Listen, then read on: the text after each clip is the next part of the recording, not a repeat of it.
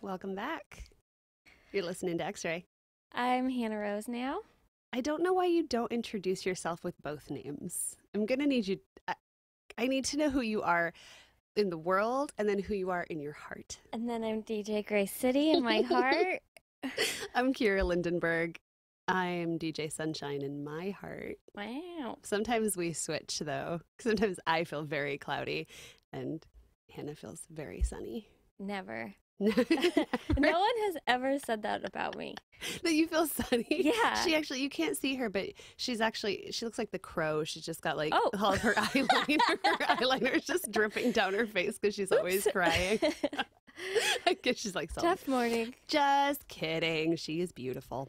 But hey, you guys can chime in on this conversation by texting us a comment or question at 971-220-5979. That's 971-220-5979. Get in on the news convo. Get on in this convo. Pow, pow, pow. What did you think? That was your hard-hitting comments. Bam, bam. Bam, bam, bam. What did I think about what now? Oh, I'm asking the audience what they thought. What did you guys think about Tom? What he had to say?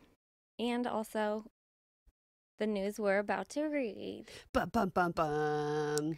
So it's been the talk of the town, but Amazon has canceled plans for the New York headquarters. Amazon announced yesterday it will no longer build its additional headquarters in New York City. The deal to build a portion of its HQ2 project was backed by Governor Andrew Cuomo and Mayor Bill de Blasio, but the company was under pressure after weeks of protests by local politicians, union leaders, and community organizers. Mayor de Blasio disagreed with Amazon's decision, saying, quote, "We gave Amazon the opportunity to be a good neighbor and do business in the greatest city in the world. Instead of working with the community, Amazon threw away that opportunity." Amazon said in their statement that polls show 70% of New Yorkers support their plans, but a number of state and local politicians made it clear they oppose the company's presence. Their statement read, quote, "We are disappointed to have reached this conclusion, but we are deeply grateful to Governor Cuomo, Mayor de Blasio, and their staffs who so enthusiastically and graciously invited us to build in New York City and supported us during the process.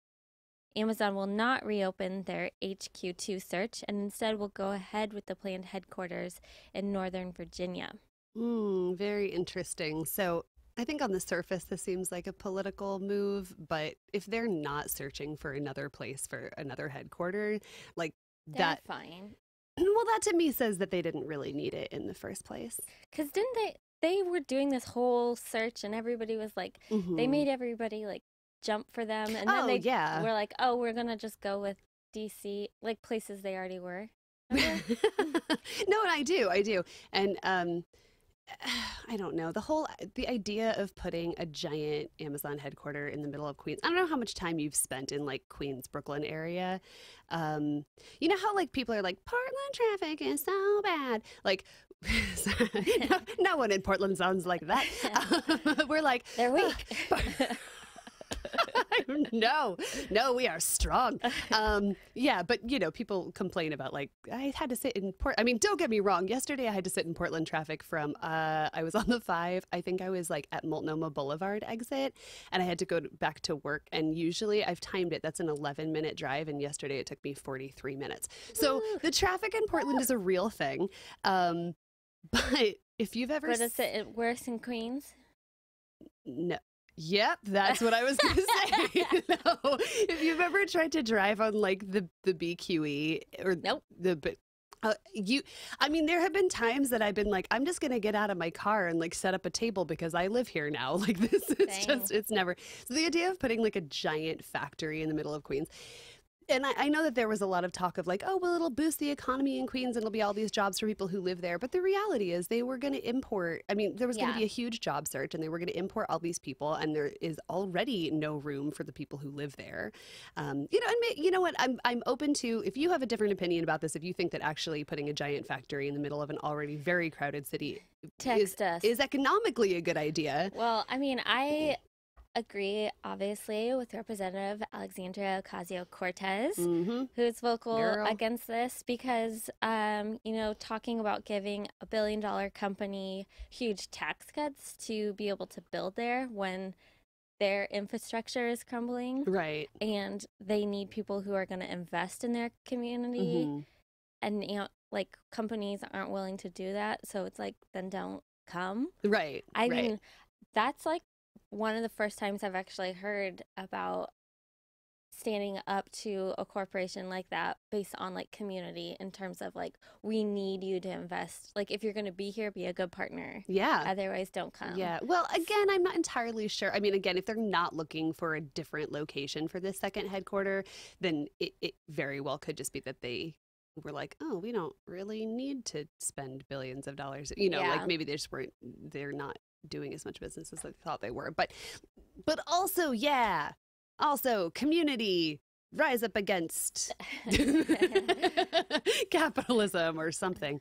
I didn't mean to start a movement. It's too early. It's like 7:36 in the morning. Usually this is when it kicks in for us, but it's... This is usually the moment where we start rising against capitalism. But this morning, I locked my coffee out. We're feeling a little love hangover from all the wine we drank last night. So that's kind of good news, maybe, that this Amazon headquarters isn't getting built. And there's more national good news. Lawmakers introduced a Valentine's Day bill to make tax code LGBTQ inclusive. Nothing sweeter than some tax law for your sweetie. That's what you took out of this? Two Democratic lawmakers introduced the Equal Dignity for Married Taxpayers Act. This would remove gender-specific terms from the U.S. tax code like husband and wife and would instead replace them with spouse. This is a recent effort by Democrats to be more LGBT inclusive by reconstructing a code that is outdated and does not reflect marriage equality. Representative Andy Levin, Democrat from Michigan, who helped introduce the bill, said, quote, "The Equal Dignity for Married Taxpayers Act will make small changes that have a huge impact on the affirmation of the LGBTQ community." Oregon Senator Ron Wyden will be introducing the Senate version of this bill, saying, quote, "The tax code still reflects the discrimination of a bygone era. It's past time for that to change." In an era of MAGA hats, it's just really nice to hear that we're making tiny strides. Yep. You too can pay your taxes. Congratulations, LGBTQ community. You too can pay taxes. No, this is a very big deal. And, to have that kind of change written into any kind of law, but particularly tax code law, because absolutely. If we know that there's anything that Congress cares about, it's taxes. Exactly. That is when it starts, when language that recognizes non-gender specific terms actually gets into tax code. I think that is a pretty big deal. Yeah, I agree. So the FEMA administrator, Brock Long, steps down. So Brock Long said he would step down as the head of the Federal Emergency Management Agency. He took over the head of the agency in June 2017. Long said the decision was one of the toughest he's had to make, but he's choosing to spend more time with his family. He said, quote, "Together we have laid the foundation for future successes within the field of emergency management." During Long's time at FEMA, he largely dealt with Hurricane Maria in Puerto Rico. FEMA's role in the aftermath of this hurricane is still under intense scrutiny. He also oversaw the agency during Hurricane Harvey and Irma. Brock Long came under ethics scrutiny for his use of government vehicles and staff for personal reasons. In his resignation, he thanked President Trump, Vice President Pence, and Secretary Nielsen for their support. Aren't you so glad that Trump is draining the swamp? It's interesting. I'm like, what happened now? That he would decide to step down, because these allegations against him have been long-standing, yeah. And I guess something finally pushed him out. But I don't know. That's really interesting. My initial reaction is that maybe it has something to do with this declaring a national emergency for the wall thing, but I don't know. That's totally speculation. And it's kind of interesting that he's in trouble for ethics violations for using vehicles and staff for personal reasons. And this is like not just driving around town, but this is like having them drive cross country for him. Like Oh, really? $140,000 worth of stiff.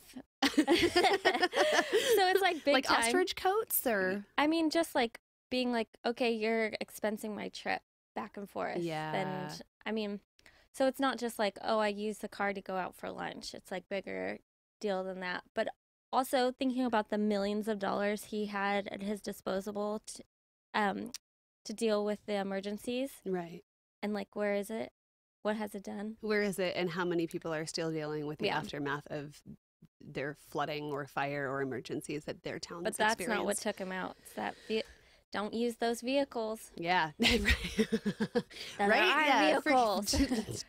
yeah, it's we could get into it, but we'll stay positive because it's 7:41 in the morning. So there's a story about Manafort. I am so tired of talking about Manafort. Like, I need that whole special counsel, and I'm sure a lot of Americans feel this way, and I know that this is how they want us to feel. I'm so over it. I'm so over talking about the special counsel and the Russia investigation and every little thing that Manafort did. Like, I'm over it. Well, let's just say he's being sentenced March 13th. Mm-hmm, girl. Tune in then to find out that he's going to spend the rest of his life in prison. I mean, the headline is that a judge said that Manafort intentionally lied to special counsel. Are you surprised? No, I mean, he lied. Let's talk. Manafort, liar. You heard it here first. Let's talk about more important national news. Denver teachers reach a tentative deal to end walkout. Teachers in Denver who were on strike over wages and bonuses reached a tentative agreement with school district officials to end their walkout on Thursday. The strike began Monday after 15 months of negotiations ended without a deal. Oof. Teachers went back to most of their classrooms yesterday. The agreement came after more than half of the district's approximately 4,700 teachers failed to report to classrooms on Wednesday. Administrators and substitute teachers kept most schools open, but some 5,000 preschoolers saw classes canceled. I just had like a mental image of just 5,000 5-year-olds just like lining the street like, where are our teachers? I want my snack. No, what that really means is that their parents had to stay home with them. And if, as we know from watching strikes happen all over the country with underpaid teachers, the thing that actually gets action to happen is that parents have to stay home and they suddenly care about how much their teachers are paid. And I say this as somebody who comes, like everyone in my family is a teacher, and that's very real. That's a very real thing. Teacher union runs in my blood too. Oh, yeah? Oh, yeah. It's her superpower from a long line of super teachers. My mom! Mine too. Denver Classroom Teachers Association President Henry Roman, an elementary school teacher, said in a statement that the agreement ensures that educators have a transparent salary schedule and will be less dependent on unpredictable bonuses. Whoa, that means that they didn't have a transparent salary schedule before. That's scary. Roman said, quote, "No longer will our students see their education disrupted because their teachers cannot afford to stay in their classrooms." The agreement includes a 20-step salary schedule, clear increases of between 7% and 11% in base salary, cost of living increases. Wow. I know. Novel. Come on.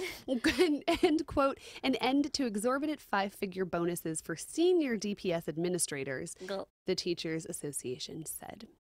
This week's strike is the first for Denver teachers in 25 years. Fascinating. Yeah. Good. Do it. Rise up. Strike. Good job, teachers. They did it. You did it. Oh, man, we have actually, like, good news today. I know. I was, like, wondering if this is just for us. Since last time we're like, this is depressing. We're still trying to make jokes. Every Friday you have to read this horrible news and try to stay positive. This week, here's a bunch of good stuff. So in international news, same-sex couples, they're suing for the right to marry in Japan. It's a step. It's a step. 13 same-sex couples filed a lawsuit in Japan arguing that the country's rejection of same-sex marriage violates their constitutional rights. It's the first such lawsuit in the country, Japan Time reports. While no laws on the books technically prohibit same-sex marriage, Japan's government has interpreted the constitution's marriage provisions to prevent only marriage between heterosexual couples. But lawyers of the couples say the interpretation ignores other parts of the constitution that guarantee equality. Some municipalities across Japan have started to issue, quote, partnership certificates to LGBT couples, but those certificates don't grant all the rights that marriage does, such as inheritance rights, visitation rights during health emergencies, and spousal visas. Rather important things. I bet they also don't get to pay taxes the same way that married couples do. Gay rights activists have accused Japan of being slow to embrace LGBT rights, being the only member of the G7 that doesn't recognize same-sex unions. Same-sex relationships haven't always been frowned upon in Japanese culture, Japan Today reports. They write, historically, Japan was broadly tolerant of homosexuality, with documented cases of samurai warriors during feudal times having male lovers. But as Japan industrialized and modernized from the late 19th century, Western prejudices against homosexuality were increasingly adopted. I think it's really fascinating. I think we very often hear the arguments of, homosexuality and also, and it ties into like the history of marriage as well.